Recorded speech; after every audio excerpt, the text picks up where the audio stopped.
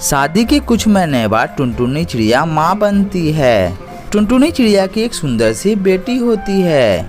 वो अपनी बेटी का नाम सोनी चिड़िया रखती है। टुनटुनी चिड़िया अपनी बेटी को बहुत ज़्यादा प्यार करती थी और उसके मांगने से पहले ही उसकी सारी ज़रूरत पूरी कर देती थी।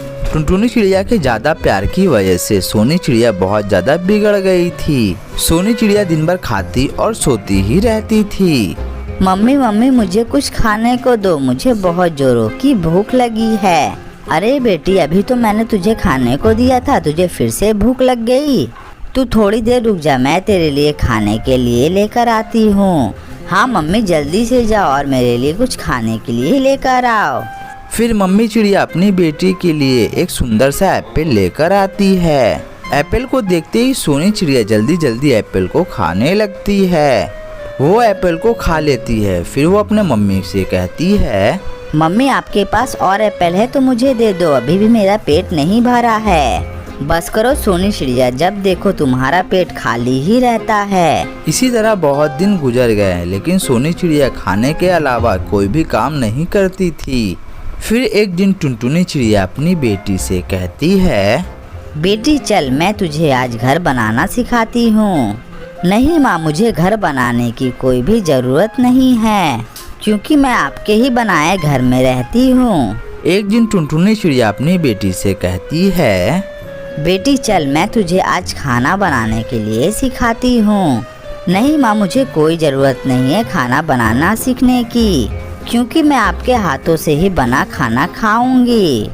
देखो बेटी, मेरी बात समझो, अब तुम बड़ी हो गई हो, मुझे तेरी शादी की चिंता सता रही है। जब तू पराये घर में जाएगी तो घर को कैसे चलाएगी?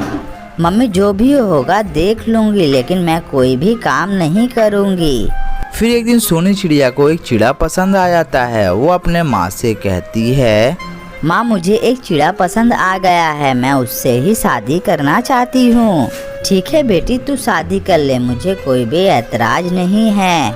फिर टुनटुनी चिड़िया अपनी बेटी की शादी धूमधाम से करवा देती है। फिर एक दिन सोनी चिड़िया का पति सोनी चिड़िया से कहता है, जा सोनी चिड़िया, जल्दी से खाना बना ले, मैं बाहर से लकड़ियाँ लेकर आता हूँ। ये कहने के बाद सोनी चिड़िया का पति जंगल लकड़ियाँ लेने के लिए चला जाता है। सोनी चिड़िया को तो खाना बनाना नहीं आता था। वो बहुत ही ज़्यादा परेशान हो जाती है। फिर परेशान होने के बाद वो अपनी माँ को फ़ोन लगाती है। बोल बेटी, तू कैसी है? हाँ माँ, मैं बिल्कुल ठीक हूँ। माँ मुझे जल्दी जल्दी बता दीजिए कि खाना कैसे बनता है।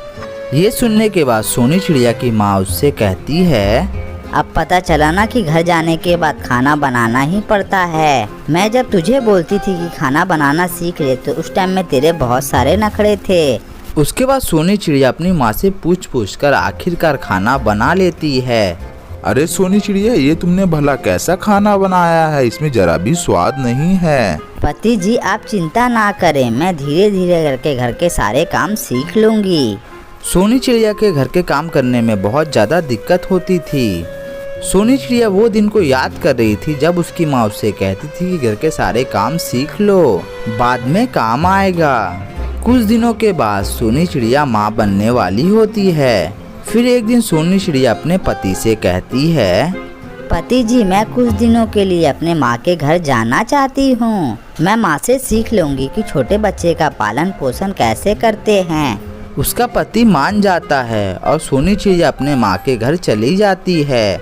माँ मैं जब तक अंडा नहीं दे देती हूँ घर के सारे काम मैं आपसे सीख लूँगी, क्योंकि मुझे पता चल गया है एक बेटी चिड़िया के लिए घर के सारे काम को सीखना बहुत ज़्यादा ज़रूरी होता है।